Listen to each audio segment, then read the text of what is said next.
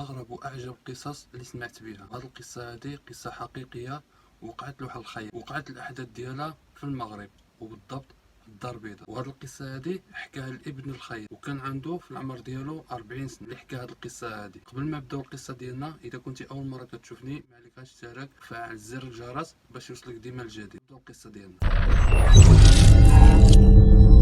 كان المعلم حسن من اشهر الخياطين في المدينه ديالو، وكان من احسن الخياطين في ذاك الوقت هذا. وكان المعلم حسن كيخيط الملابس وكيبيع حتى الثوابت، وكانت عنده واحد السمعه كبيره بزاف في المدينه ديالو بسبب الجوده والاتقان ديال العمل ديالو، حيت هو خياط اكثر من 30 سنه. وكانوا الناس كيمشيو لعندو بزاف، وبالخصوص النساء. واحد النهار كان المعلم حسن خدام كما العاده حتى ظلام الليل، وكان مهلوك حيت نهار كامل هو شابر ماكينه الخياطه وكيشبر قياسات للناس. ناض المعلم حسن وجمع الماتريال ديالو باش يشد المحل ويمشي لدارو، حتى لواحد اللحظه وهي توقف واحد السيده ودخلت للمحل. جا المعلم حسن قال لها اسمح لي لاله، اليوم سالينا، غدا ان شاء الله رجعي. ولكن المعلم حسن حس بواحد الاحساس غريب، بحال الخوف، بحال الهيبه، شي حاجه غريبه ومرعبه، وحس بواحد البروده غريبه. قال بان شكل ديك المراه هذيك راه كان واحد الشكل غريب، واي واحد يشوفها ما يرتاحلاش. الوجه ديالها كان ابيض اكثر من العاده، بحال اللي ما فيه حتى شي قطره الدم، وهي لابسه واحد اللباس طويل بزاف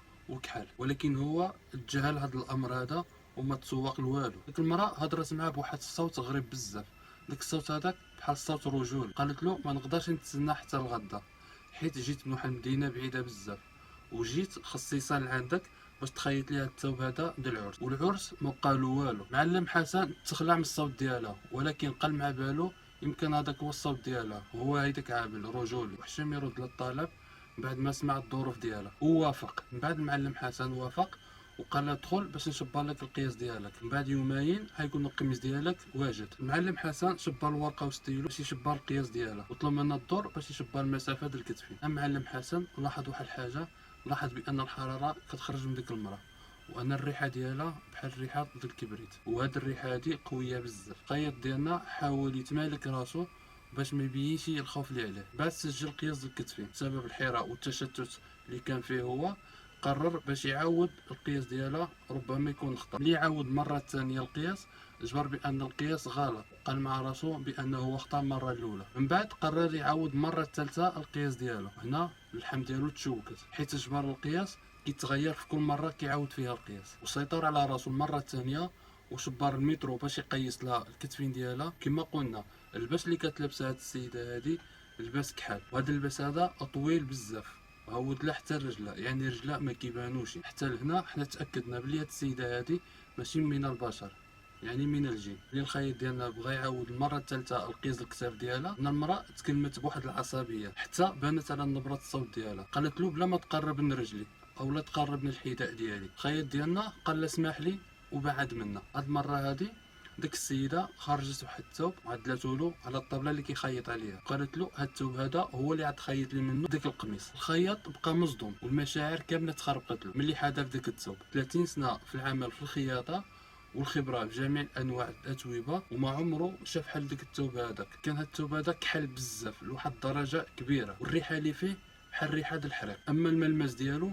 كان حرش بزاف. الخياط حسن رجع متوتر لدرجه حتى عرق، ولكن هو ضحك معاها باش يخبي على القلق ديالو، وقال لها هاد الثوب هذا مزيان، هو ماشي من البلاد ديالنا. ديك المراه ما جاوباتوش وبقات كتشوف فيه وهي ساكته. معلم حسن تزير قال لها صافي لالا، من دابا يومين القميص ديالك غادي يكون مسالي. هنا خرجت ديك المراه من المحل ديالو بلا ما تكلم معاه بلا والو. من بعد المعلم حسن شد المحل ديالو، هو ماشي للدار ديالو، هو محتار وحيران. والليله كامله هو كيقول مع راسو واش هاد الشيء هذا اللي وقع ليه هو اللي كيقولوا الناس باللي كيتلاقاو مع شي جنيه بصفه امراه؟ يمكن وقيلا هادشي هذا هو اللي وقع معاه. معلم حسن بقى الليله كامله والراس ديالو كيحرقو بهادشي هذا اللي وقع له. نعس والغدا ديالها ناض ومشى المحل ديالو بحال دائما. هو من العاده ديالو دائما ملي كيمشي المحل ديالو كيبدا يعدل الاذكار وكيشغل القران الكريم. بدا خدام وهو يتفكر داك الثوب الكحل اللي عطاتو ديك المراه، وتفكر بان ديك المراه هذيك عاد رجع من دابا يومين. قرر باش ياجل الشغل اللي عنده كامل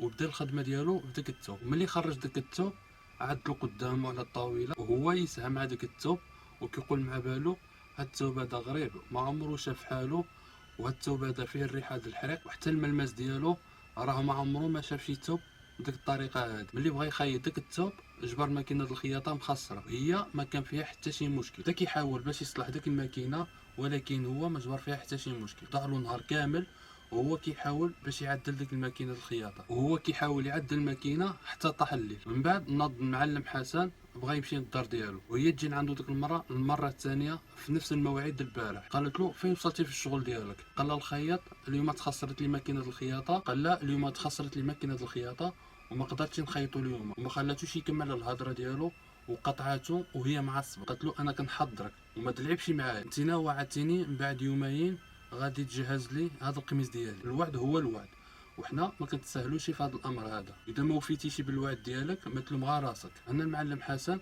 بدا كيلطف الاجواء، هو يقول له ما تخافش من دابا 24 ساعه غادي يجبر القميص ديالك واجد، وهي تمشي في حالها. في الصباح الخياط مشى للمحل ديالو وملي بغى يخدم القران ما خدملوش، جبر الراديو ما خدامش بحال اللي وقع للماكينه البارح. وهو يمشي لماكينه الخياطه هو غير عدل يدو فيها وهي بدات خدامه كانها ما كانتش مخسره مره. الخياط حسن هنا بدا كيفكر وكيربط الاحداث كامله اللي وقعت له وجبر بان القران هو السبب اللي خلى الماكينه تخسر. واليوم ملي ما خدمش القران الماكينه الخياطه تعدلت بوحدها. وخرج داك الثوب وبدا كيشوف فيه وكيقول مع راسو واش الشغل تاع السيده هادي عن ساليه وغيتسهل عليا اولا هاد الثوب هذا كيخفي لي بزاف ديال المفاجات. وخاصه هاد الليله هادي ديك المراه تجبر القميص ديالها واجد. معلم حسن عدل داك الثوب في الماكينه وهو يبدا يخيط ولاحظ واحد الحاجه بان داك الثوب بحال اللي كيجري بوحدو في الماكينه، يعني كيتخيط بواحد السهوله اللي كبيره. كان اول مره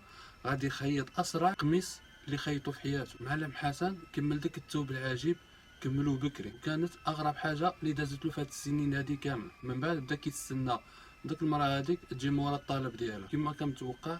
جات ديك المراه في المواعيد ديالها كما جات نهار الاولي ونهار الثاني. معلم حسن خرج داك القميص كما اتفقوا هما وديك السيده، وبالدور ديال هذيك السيده هذيك خرجت واحد المبلغ اللي كبير بزاف وعدلاتو له على الطابله د الخياطه، وهو واحد الثمن خيالي بالنسبه للخدمه اللي عدل المعلم ديالنا. وقال لا لا هاد الفلوس هادو ما راهما بزاف، وشيرات بيدها وقالت له غير خلي الفلوس. من بعد خرجت وخلاتو حيران ومصدوم. المعلم ديالنا كان فرحان بزاف بديك الفلوس هادو، ولكن هو من الداخل ديالو كان كيحس بواحد الاحساس اللي هو غريب بزاف. بدا كيقول مع بالو هادشي هذا اللي وقع غيبقى بيني وبين راسي وما غادي نقولوه حتى شي واحد. شد المحل هو يمشي للدار ديالو، تلقاتو المرا ديالو وشافتو مبتسم وفرحان بزاف وسقساتو على السبب. بعد عاود لا قال بلي واحد السيده خيط لها واحد القميص للعرس ديالها وعطاتني هاد المبلغ هذا. قال لا ربما تكون هي لاباس عليها. المرا ديالو فرحات وقالت له وري لي هاد الفلوس. الخياط حسن ملي دخل يدو في الجيب وباش يخرج الفلوس هنا كانت اكبر صدمه في حياته. جبر ديك الفلوس هادوك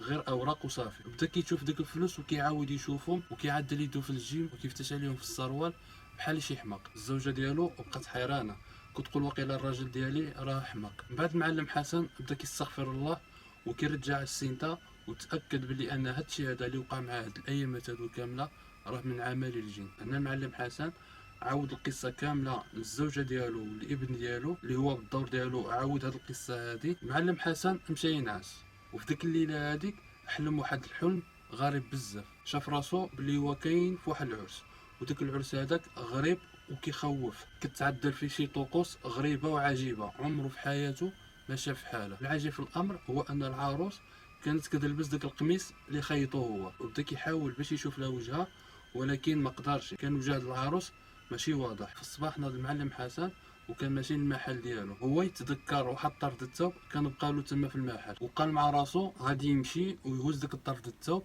وغادي يرجع للدار باش يوريه المراه ديالو ولبنو باش يتيقوه، باش يكون ان داك الطرد الثوب وهو دليل على داك الشيء اللي وقع له. ملي فتح المحل ديالو ودخل كيقلب على ديك الطرد الثوب هنا كانت المفاجاه، ما جبر له حتى شي اثر بحال اللي عمرو ما كان داك الثوب تما. كمل الخياط حسن الحياه ديالو مورا داك الشيء بسلام، وبقات هاد الحكايه هادي ذكرى من الذكريات. هنا وصلنا لاخريط القصه.